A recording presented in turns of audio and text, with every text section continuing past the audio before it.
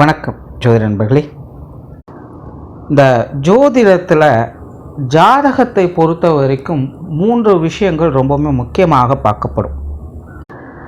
அதை விதி, மதி, கதி அப்படின்னு சொல்லுவாங்க. இந்த விதி, மதி, கதி அப்படிங்கிறத ஜாதகத்தில் லக்னம், ராசி மற்றும் சூரியனுடைய நிலை, இந்த 3 விஷயங்களை வச்சு டிசைட் பண்ணுவாங்க. இந்த 3 விஷயங்களும் எதை இண்டிகேட் பண்ணுது அப்படின்னு பார்த்தீங்கன்னா, ஒன்று தனி மனிதனுடைய குணாதிசயங்கள் என்ன, அவங்களுடைய பழக்க வழக்கங்கள் என்ன, அவங்களுடைய உடல் வலிமைகள் என்ன, அவங்க தனிப்பட்ட முறைகளில் எப்படி இருக்காங்க அப்படிங்கிறத பற்றி சொல்கிறது.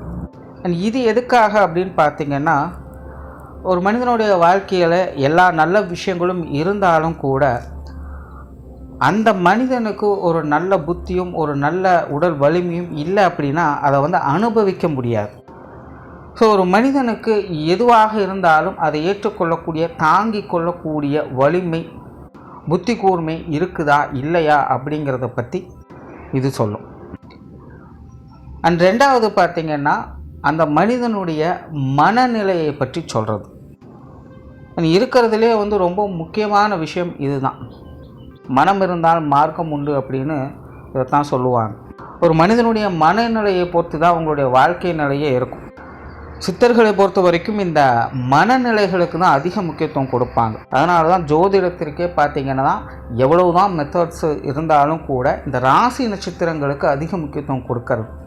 காரணம், மனநிலையை பொறுத்து தான் ஒரு வாழ்க்கை நிலை அப்படிங்கிறது தீர்மானிக்கப்படுது. அதாவது அந்த மனிதர்கள் அவங்களுக்கு உண்டான வாழ்க்கை நிலை எப்படி வாழ்கிறாங்க, அதை ஏற்றுக்கொள்கிறாங்க அப்படிங்கிறது அந்த மனம் தான் தீர்மானிக்குது. ஒரு மனிதர்கள்ட்ட எல்லாமே இருக்குது, ஆனால் மனம் கெட்டு போச்சு, மனம் சரியாக வேலை செய்யலை அப்படிங்கிற பட்சத்தில் என்ன இருந்தாலும் அங்கே பிரயோஜனம் கிடையாது. இதை உதாரணத்திற்கு மனநிலை குறைபாடு இருக்கிறவங்கள எடுத்துக்கலாம். அவங்களுடைய வாழ்க்கையில் எல்லாமே இருக்கும், அவங்களுக்கு தேவையானதும் நாளுக்கு நாள் கிடச்சிக்கிட்டு தான் இருக்கும். ஆனால் அவங்கள பொறுத்த வரைக்கும் என்ன நடக்குது, எது நடக்குது எதுவுமே தெரியாது. எது உண்மை, எது போய், எது நல்லது கெட்டது எதுவுமே தெரியாது.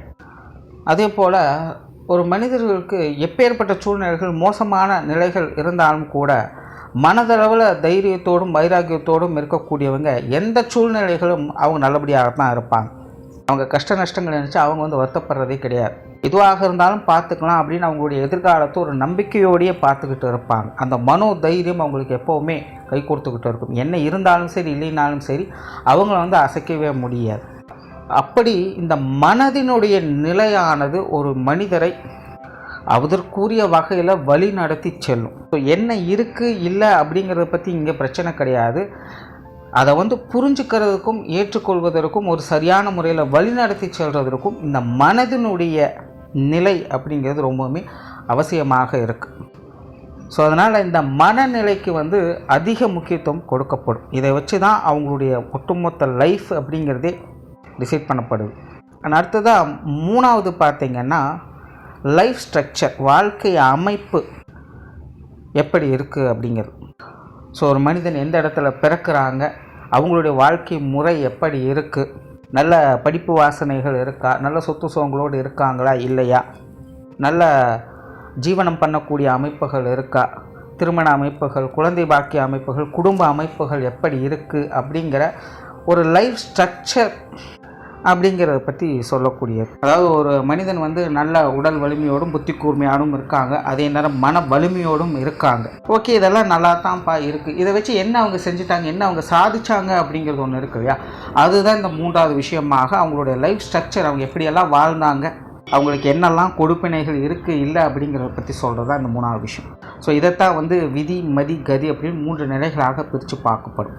ஸோ இந்த விதி, மதி, கதி அப்படிங்கிற இந்த 3 நிலைகளும் என்ன மாதிரி அமைஞ்சுது அப்படின்னா, அதை பாசிட்டிவாக நெகட்டிவாக அமையுது அப்படிங்கிற பட்சத்தில் எப்படி வாழ்க்கை இருக்கும் அப்படிங்கிறதான் பார்க்கணும். இது ஒரு சிம்பிள் மேத்தமேட்டிக் கால்குலேஷன்ஸ் மாதிரி தான் இருக்கும். அதாவது மேக்ஸிமம் நம்ம படிச்சிருப்போம், +1 to +, minus to plus minus அப்படிங்கிற மாதிரி வரும். அந்த மாதிரி இது இந்த 3 விஷயங்களை மையப்படுத்தி இருக்கும். ஸோ இதில் முதல் அமைப்பு பார்த்திங்கன்னா, விதி, மதி, கதி இந்த 3 நிலைகளுமே பாசிட்டிவாக இருக்கும். இந்த அமைப்பை தான் யோக ஜாதகம் அப்படின்னு சொல்லுவோம். இது எல்லாருக்கும் அமையிறது கிடையாது. கோடியில் ஒருவருக்கு தான் இந்த மாதிரியான அமைப்புகள் உண்டு அப்படின்னு சித்தர்கள் சொல்கிறாங்க. அண்ட் இந்த யோக ஜாதகம் அப்படின்னு சொன்ன உடனே இவங்கெல்லாம் வந்து பெரிய செல்வந்தர்களாக இருப்பாங்க, மாட மாளிகையில் இருப்பாங்க, காரு பங்களான்னு பெருசாக சொகுசான வாழ்க்கையில் இருப்பாங்க அப்படின்னு சொல்ல முடியாது. இந்த யோக ஜாதகம் அப்படிங்கிறது சீரான வாழ்க்கை முறையை குறிக்கும். அதாவது திருக்குறள் சொல்லும் மிகையினும் குறையினும் நோய் செய்யும் உடம்பு அப்படின்னு. அதாவது அளவு குறைந்தாலும் சரி அல்லது அளவுக்கு அதிகமானாலும் சரி உடல் வந்து நோய்வாய்ப்படும் அப்படின்னு சொல்லும். அந்த மாதிரி தான் வாழ்க்கை நிலை. ஸோ இந்த யோக ஜாதகம் அப்படிங்கிறது அவங்களுடைய வாழ்க்கையில் அவங்களுக்கு எல்லா விஷயங்களுமே ஒரு அளவெடுத்தாற் போல் சீரான நிலைகளில் இருக்கும். இவங்க வந்து ரொம்ப செல்வந்த நிலைகளையும் பிறக்க மாட்டாங்க, ரொம்ப ஏழ்மை நிலைகளையும் பிறக்க மாட்டாங்க. இவங்ககிட்ட நல்ல படிப்பு வாசனை, நல்ல பழக்க வழக்கங்கள் இருக்கும். இவங்களுடைய வயதுக்கு தகுந்த மாதிரியான தேவைகள் அப்படிங்கிறது தானாகவே அந்தந்த காலகட்டங்களில் பூர்த்தியாகும். பிரச்சனைகளே உங்களுடைய வாழ்க்கையில் எதிர்கொண்டாலும் கூட பிரச்சனைகள் எல்லாமே தலைக்கு வந்து தலைப்பாகோட போச்சு அப்படின்னு சுதாரித்து கொண்டு மீண்டெழுந்து வந்துடுவாங்க. ஸோ இதுதான் வந்து இந்த யோக ஜாதகம் அப்படிங்கிறது இண்டிகேட் பண்ணும். ஸோ இது வந்து 3 நிலைகளுமே பாசிட்டிவாக இருக்கக்கூடியவங்களுக்கு ஏற்படுறது.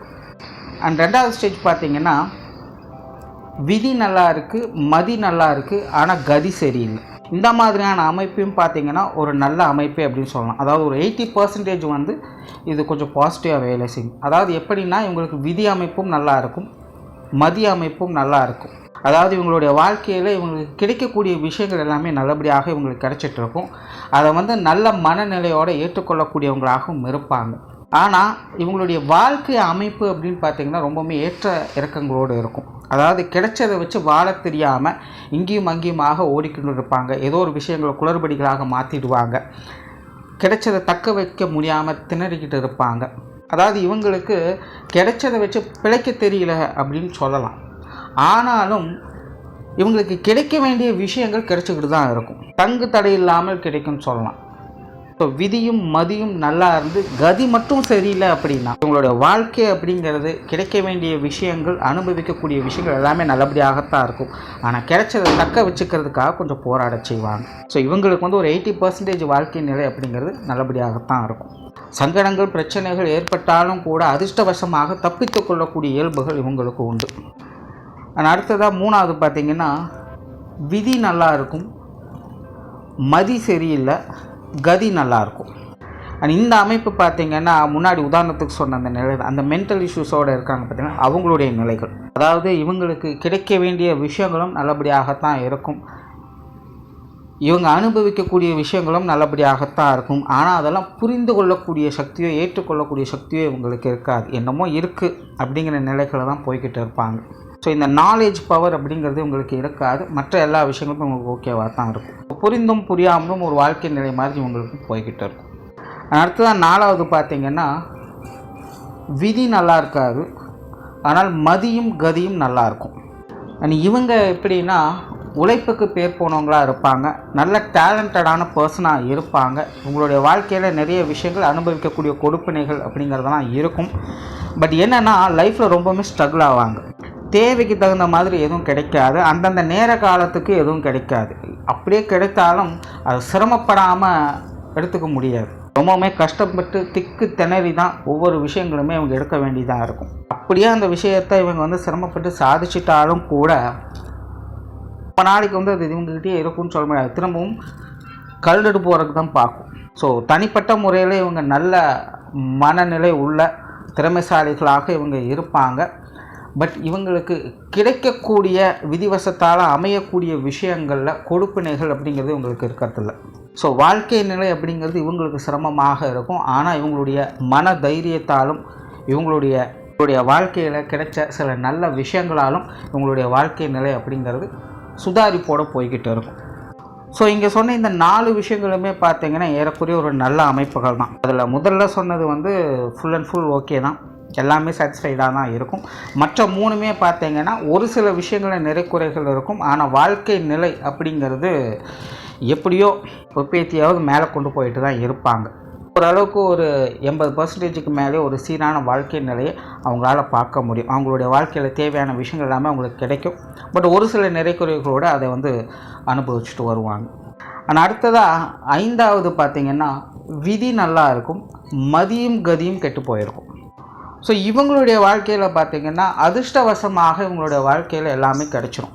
ஆனால் அதை வச்சுட்டு நிம்மதியாக வாழ தெரியாத, அதை வந்து அனுபவிக்கவும் மாட்டாங்க. ஏதோ ஒரு வகையில் சொதப்பிக்கொண்டே இருப்பாங்க. ஆனாலும் விதி அமைப்பு நல்லபடியாக இருக்கிறதுனால அந்தந்த நிலைகளுக்கு அந்தந்த நேரங்களுக்கு தகுந்த விஷயங்கள் இவங்களுக்கு தேடி வரத்தான் செய்யும். ஆனாலும் மதியும் கதியும் கெட்டு இருக்கிறதுனால அதை ஏற்றுக்கவும் இவங்க தயாராக இருக்க மாட்டாங்க, அதை அனுபவிக்கவும் இவங்க தயாராக இருக்க மாட்டாங்க. ஸோ மனநிலையிலும் குழப்பமாக இருக்கும். அதை ஏற்றுக்கொண்டு எப்படி வேலை செய்கிறது அப்படிங்கிறதும் தெரியாத ஒரு நிலைகளை தான் இவங்க இருப்பாங்க. சிலரெல்லாம் நம்ம பார்த்துருப்போம், அவங்களுக்கு ஒன்றுமே தெரியாது, ஒரு பேசிக் நாலேஜ் கூட இல்லாமல் தான் இருப்பாங்க. ஆனால் அவங்களுடைய வாழ்க்கையில் எல்லாமே இருக்கும். நல்ல செல்வாக்கான நிலைகள் இருக்கும். ஏதோ அறக்குறையாவது நல்ல விஷயங்களை படிச்சிருப்பாங்க, தெரிஞ்சிருப்பாங்க, நல்ல வேலையில் இருப்பாங்க. ஆனால் வேலையே செய்ய தெரியாது. கஷ்டப்படாமலே பார்த்தீங்கன்னா நிறைய விஷயங்கள் உங்களுக்கு கிடைச்சிட்டு தான் இருக்கும். ஆனால் தனிப்பட்ட முறையில் அதை வச்சு எப்படி வாழ்கிறது, என்ன பண்ணுறது அப்படிங்கிற விவரங்கள் எதுவுமே அவங்களுக்கு தெரியாது. ஸோ இப்படிப்பட்ட நிலைகள் இவங்களுக்கு உண்டு. ஸோ இது வெளியே இருந்து பார்க்கும்போது மற்றவங்களுக்கு இது ஒரு அதிர்ஷ்ட வாழ்க்கை மாதிரி தெரியும். ஆனால் தனிப்பட்ட முறையில் அவங்களுக்கு அதிர்ஷ்டம் இருந்தாலும் அதை அவங்க எந்த அளவுக்கு அனுபவிக்கிறாங்க அப்படிங்கிறது ஒரு கேள்விக்குறியாகத்தான் இருக்கும். அடுத்தது 6வது பார்த்திங்கன்னா மதி நல்லா இருக்கும், விதியும் கதியும் கெட்டு போயிருக்கும். ஸோ இந்த அமைப்பு பார்த்திங்கன்னா முன்னாடி உதாரணத்துக்கு சொந்த மனநிலையை பொறுத்து தான். ஸோ இவங்களுக்கு மைண்டு ரொம்பவுமே ஸ்ட்ராங்காக இருக்கும். பட் இவங்களோட லைஃப் பார்த்திங்கன்னா ரொம்பவுமே ஸ்ட்ரகிள் ஆகும். தனிப்பட்ட முறையிலும் ரொம்பவுமே கஷ்டப்பட்டுட்டு தான் இருப்பாங்க. எவ்வளவோ முயற்சி செஞ்சும் பல விஷயங்கள் இவங்களுக்கு கிடைக்காதமலே போகும். நல்ல டேலண்ட்டாக இருப்பாங்க. ஆனால் ஒன்றும் தெரியாதவங்க கூட இவங்கள ஓவர்டேக் பண்ணி போயிட்டே இருப்பாங்க. பட் இருந்தாலுமே இவங்களுடைய மன தைரியத்தாலும் இவங்களுடைய மன வலிமையாலும் இவங்களுடைய வாழ்க்கையில் இவங்களுக்கு தேவையான விஷயங்கள் இவங்க கொண்டு போயிட்டுருப்பாங்க. பட் ரொம்பவுமே சிரமப்படக்கூடியவங்க தான். இவங்களுடைய வாழ்க்கையில் எல்லாமே சாட்டிஸ்ஃபைடாக இருக்கும் அப்படின்னு சொல்ல முடியாது. ஆனாலும் இவங்களுடைய மன தைரியத்தாலும் பக்குவத்தாலும் இவங்களோட லைஃப்பை மேலே கொண்டு போக ட்ரை பண்ணிக்கிட்டே இருப்பாங்க. இவங்களுடைய வாழ்க்கை முழுக்கவே பார்த்திங்கன்னா மனதுக்கு அப்பப்போ சில சந்தோஷங்கள் அப்படிங்கிறது கிடைச்சிக்கிட்டு இருக்கும். நிறைய மோட்டிவேஷனான விஷயங்களை பார்ப்பாங்க, செய்வாங்க, அதை புரிஞ்சுக்கவும் செய்வாங்க. பட் லைஃப்பில் அதை அப்ளை பண்ணும்போது நிறைய ஸ்ட்ரகிள்ஸ் இருக்கும், நிறைய தடை தாமதங்கள் அப்படிங்கிறதெல்லாம் ஏற்படும். சுருக்கமாக சொல்லணும்னா ஜானேருனா முளம்ஸ் இருக்குது அப்படின்னு சொல்லுவாங்க பார்த்திங்களா, அந்த மாதிரி தான் இவங்க பல விஷயங்களை ட்ரை பண்ணுவாங்க. பட் எதையுமே இவங்களுக்கு கிடைக்காதபடி ஏதோ ஒரு பிரச்சனைகள் அப்படிங்கிறது உங்களோட வாழ்க்கையில் வந்துட்டு இருக்கும். பட் மன ரீதியாக விட்டு கொடுக்காமல் ஓயாமல் முயற்சி செய்யக்கூடியவங்களாக இவங்க இருந்துகிட்டு இருப்பாங்க. ஆனால் அடுத்ததாக 7வது நிலை பார்த்திங்கன்னா விதியும் மதியும் கெட்டு போயிருக்கும், கதி நல்லாயிருக்கும். அண்ட் இதுவும் பார்த்திங்கன்னா ஒரு அதிர்ஷ்ட அமைப்பு அப்படின்னு தான் சொல்லணும். அதாவது இவங்களுக்கு விதி பிரகாரம் எந்த ஒரு கொடுப்பனையும் இருக்காது, எதுவும் உங்களுக்கு கிடைக்கவும் கிடைக்காது. அதே போல் இவங்களுக்கு மனநிலையிலும் ஒரு சீரான மைண்ட் செட் அப்படிங்கிறது இருக்காது. குழப்பிக்கொண்டும் ஏதோ அப்படி இப்படின்னு செய்து கொண்டும் இருப்பாங்க. ஒரு சரியான அறிவு புரிதல் அப்படிங்கிறதெல்லாம் இருக்காது. ஆனால் கதி நல்லா இருக்கிறதுனால கூட இருக்கிறவங்களுடைய உதவிகள் அப்படிங்கிறது உங்களுக்கு கிடைச்சிடும். சிலரெல்லாம் பார்த்துருப்போம், அவங்களால எதுவுமே பண்ண முடியாது, அவங்க எதுவும் செய்யவும் மாட்டாங்க, சோம்பேறிகளாக அவங்க பாட்டுக்கு அவங்க இஷ்டத்துக்கு ஏதாச்சும் ஒன்று செஞ்சுக்கிட்டே இருப்பாங்க, இங்கே போய்ட்டுமா சும்மா ஊரை சுற்றிட்டு இருப்பாங்க. ஆனால் பெற்றோர்களோ இல்லை மற்றவங்களுடைய உதவிகளோ அவங்களுக்கு இருந்துக்கிட்டு இருக்கும். காலத்துக்கும் பார்த்திங்கன்னா அவங்க ஒருத்தங்களை காப்பாற்றிக்கிட்டே இருப்பாங்க. சிலர்லாம் பார்த்திங்கன்னா நல்லா படிச்சிருப்பாங்க, ஆனால் வேலையே கிடைக்காது, நல்லா அழகாக பண்பாக இருப்பாங்க, திருமணமே நடக்கலை அப்படிங்கிற ஒரு ஏக்கம் இருக்கும். ஒரு சரியான குடும்ப அமைப்பு, ஒரு சப்போர்ட் அப்படிங்கிறதே கிடைக்காது. வாழ்க்கையில் ரொம்பவுமே ஏக்கத்தோடு உங்கள் வாழ்க்கையை நடத்தி கொள்ளக்கூடியவங்களாக இருப்பாங்க. ஆனால் இந்த விதி மதி கெட்டு போய் கதி மட்டும் நல்லா இருக்கக்கூடியவங்க பார்த்திங்கன்னா இவங்கக்கிட்ட இவங்களுக்குன்னு சொல்லக்கூடிய வகையில் எதுவுமே இருக்காது. ஆனால் இவங்களுக்கு தேவையானதெல்லாம் ஏதோ ஒரு வகையில் ரெக்கமெண்டேஷன் மூலமாகவோ இல்லை மற்றவங்களுடைய சப்போர்ட் மூலமாகவோ அவங்களுக்கு நடந்துடும். எந்த ஒரு படிப்பு வாசனையும் இருக்காது, ஆனால் பாஸ் பண்ணியிருப்பாங்க, சர்டிஃபிகேட் இருக்கும், எல்லாமே இருக்கும், நல்ல வேலை அமைப்பு கிடைச்சிடும். யாரோ ஒருத்தருடைய ரெக்கமெண்டேஷனோ இல்லை அதிகாரத்தில் இருக்கவங்களோட பவரை யூஸ் பண்ணி அவங்க அனுபவிச்சுட்டு இருப்பாங்க. ஒன்றுமே தெரியாது, ஆனால் கல்யாணம் குடும்பம் குழந்தைகள் அப்படின்னு வாழ்ந்துக்கிட்டு இருப்பாங்க. பட் இவங்களுக்கு எந்த ஒரு ரெஸ்பான்சிபிலிட்டிஸும் இருக்காது, எதுலையுமே இவங்க அக்கறை காட்டவும் மாட்டாங்க. இவங்க பாட்டுக்கு இவங்களுடைய வேலைகளை பார்த்துட்டு அப்படி இப்படின்னு ஆடிக்கிட்டு இருப்பாங்க. பட் இவங்களுக்கு தேவையானது ஏதோ ஒரு வகையில் கிடைக்கும். ஸோ இதை ஒரு வகையில் ஒரு யோக ஜாதகம் அப்படின்னு சொல்லலாம், அதாவது அதிர்ஷ்ட ஜாதகம் அப்படின்னு சொல்லலாம். பட் அதுக்கு இவங்க தகுதியானவங்களா அப்படின்னு கேட்டால் இருக்காது. பட் இது சில அமைப்புகளில் சிலருக்கு உண்டாகுது. அதாவது சுருக்கமாக சொல்லணும்னா சுயத்தில் சுய சம்பாத்திய வகையில் சுய உழைப்பின் வகையில் இவங்களுக்குன்னு எதுவுமே இருக்காது. ஆனால் ஏதோ ஒரு வகையில் இவங்களுக்கு இவங்களுடைய வாழ்க்கை நிலைகள் பூர்த்தியடையக்கூடிய விஷயங்கள் இவங்களுக்கு சேருது. ஆனால் அடுத்ததாக 8வதாக பார்த்திங்கன்னா விதி மதி கதி இந்த 3 நிலைகளுமே கெட்டு போயிருக்கும். அண்ட் இது அவயோக ஜாதகம். அண்ட் இந்த அமைப்பும் பார்த்திங்கன்னா எல்லாருக்கும் அமையறது கிடையாது. எப்படி யோக ஜாதகம் கோடியில் ஒருத்தங்களுக்கு உண்டு அப்படிங்கிற நிலைகள் இருக்குதோ அப்படி தான் இந்த அவயோக ஜாதகம் அப்படிங்கிறதும் பார்த்திங்கன்னா கோடியில் ஒருத்தங்களுக்கு உண்டு. ஸோ இவங்களுக்கு பார்த்திங்கன்னா வாழ்க்கையில் எதுவுமே சரியாக இருக்காது. நல்லதாக இருந்தாலும் இவங்களுக்கு அது கெட்டதாக தான் இருக்கும். நல்லதே கிடைச்சாலும் கூட அது கெட்டதுக்காக தான் யூஸ் பண்ணுவாங்க, கெட்ட வழிகளில் தான் அவங்க போவாங்க. ஸோ எல்லாமே பார்த்திங்கன்னா ஒரு நெகட்டிவ் ஷேரில் தான் இருக்கும். அண்ட் இவங்களால் யாருக்கும் எந்த பிரயோஜனம் இருக்கும் அப்படின்னு சொல்ல முடியாது. அண்ட் இவங்களுக்கும் பார்த்திங்கன்னா மற்றவங்களால் எந்த ஒரு பிரயோஜனம் இருக்கும் அப்படின்னு சொல்ல முடியாது. ஸோ வாழ்க்கையை ரொம்பவுமே மோசமான நிலைகளுக்கு இது தள்ளப்படும். அண்ட் இந்த மாதிரியான அமைப்புகள் அப்படிங்கிறது ரொம்ப ரொம்ப ரேர் தான். ஸோ இந்த மாதிரியான முறைகளை தான் இந்த விதி மதி கதி அப்படிங்கிற இந்த 3 நிலைகள் வேலை செஞ்சுக்கிட்டு இருக்குது. அண்ட் உங்களுடைய கருத்துக்கள் என்ன அப்படிங்கிறதையும் கமெண்ட் பண்ணுங்கள். அண்ட் உங்களுக்கு என்ன மாதிரியான அமைப்பு இருக்குது அப்படிங்கிறதையும் கமெண்ட் பண்ணுங்கள். நன்றி, வணக்கம், வாழ்க வளமுடன்.